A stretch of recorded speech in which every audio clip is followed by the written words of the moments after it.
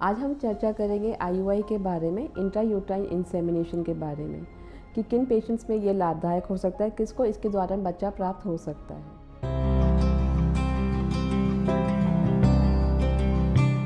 नमस्ते, मैं डॉक्टर सीमा Bajaj, consultant ओमिया fertility group. आइए हम जानते हैं पहले आईयूआई क्या होता है, इसके अंदर क्या प्रक्रिया की जाती है।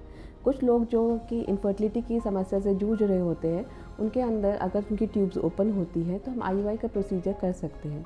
इसके अंदर अच्छे शुक्राणु लेके जिनको वॉश किया जाता है सीमेन को, और उस शुक्राणु को गर्भाशय में रखा जाएगा फीमेल के, और फिर वो एक नेचुरल प्रक्रिया द्वारा ही जाके अंडे में मिलते हैं। ये 5-7 मिनट की दर्द रहित प्रक्रिया है और इसको हम 3 से 4 बार कर सकते हैं।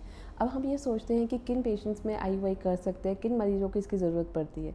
तो कई मरीज़ जिनमें अनएक्सप्लेन इनफर्टिलिटी होता है कि हमें कोई सारी रिपोर्ट्स ठीक है और हमें कोई कॉज नहीं मिल रहा, और शादी को 3 से 4 साल हो चुके हैं, तो हम उनमें आईयूआई कर सकते हैं।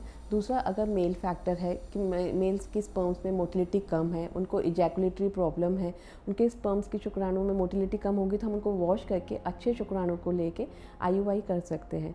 तीसरा है कि अगर अनफेवरेबल सर्वाइकल म्यूकस है, सर्विक्स जो होता है गर्भाशय के मुंह को सर्विक्स बोला जाता है, अगर उसमें कोई दिक्कत है तो हम शुक्राणु को सीधा गर्भाशय में रख सकते हैं और इस प्रक्रिया के द्वारा ही बच्चा प्राप्त हो सकता है।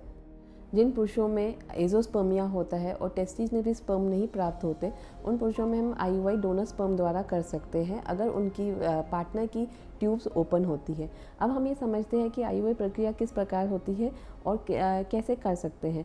आप अगर आईयूआई के लिए तैयार है, आपकी ट्यूब्स ओपन है और सारे टेस्ट हो चुके हैं, उसके बाद डॉक्टर आपको पीरियड्स के डे 2 या डे 3 पे बुलाते हैं। एक अल्ट्रासाउंड करते हैं देखने के लिए कि कोई सिस्ट है या नहीं है। उसके बाद अल्ट्रासाउंड के बाद आपको एक दवाई शुरू की जाती है जो कि 5 दिन आप लेते हैं। लेने से वो अंडे को इंक्रीज़ करने की दवाई होती है, अंडे का साइज़ इंक्रीज़ होता है। 5-6 दिन बाद आपको एक अल्ट्रासाउंड किया जाता है जिसमें पता चलता है कि अंडे इंक्रीज़ हो रहे हैं नहीं। कई बार क्या होता है कि आईयूआई में अगर एग्स के साइज़ इंक्रीज़ नहीं हो रहे तो गोनाडोट्रोफिन्स के इंजेक्शन ऐड होते हैं, जो इंजेक्शंस करीब 3 से 4 दिन तक लगते हैं। उसके बाद अल्ट्रासाउंड द्वारा असेस किया जाता है कि अंडे का साइज़ बढ़ गया है या नहीं बढ़ गया। जब आपके एग्स एक पर्टिकुलर साइज़ पे पहुंच जाते हैं तो आपको एक इंजेक्शन लगता है जिसको बोलते हैं ट्रिगर इंजेक्शन। इस इंजेक्शन से आपके अंडों में ओवुलेशन होता है और आपके हस्बैंड का सीमेन वॉश किया जाता है और उसको गर्भाशय में रखा जाता है। फिर ये स्पर्म्स अपने नेचुरली जाके अंडे को फर्टिलाइज़ करते हैं। आईयूआई के दौरान हमें सीमेन को वॉश करना होता है, जो कि एक एंड्रोलॉजी लैब में वॉश होता है।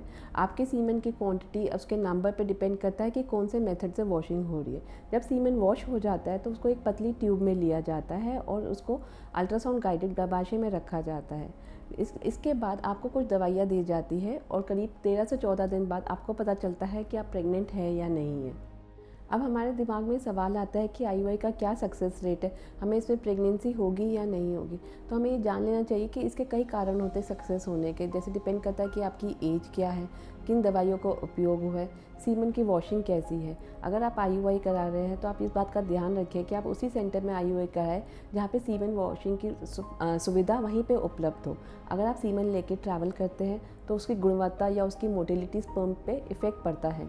तो एक आईयूआई की सक्सेस रेट करीब 20 से 25% होती है किसी भी अच्छी लैब में। अगर आप 3-4 बार आईयूआई करा चुके हैं और आपको कंसीव नहीं हो रहा, तो डॉक्टर आपको नेक्स्ट स्टेप पे जाने को कहेगा, जिसको हम कहते हैं इन विट्रो फर्टिलाइजेशन।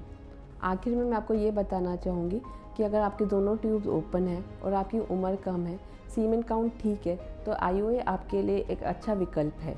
अगर आपको इसके रिलेटेड कोई जानकारी चाहिए तो आप हमें कांटेक्ट कर सकते हैं और हमसे पूछ सकते हैं इसके बारे में कोई भी सवाल at Omia Fertility. Thank you so much.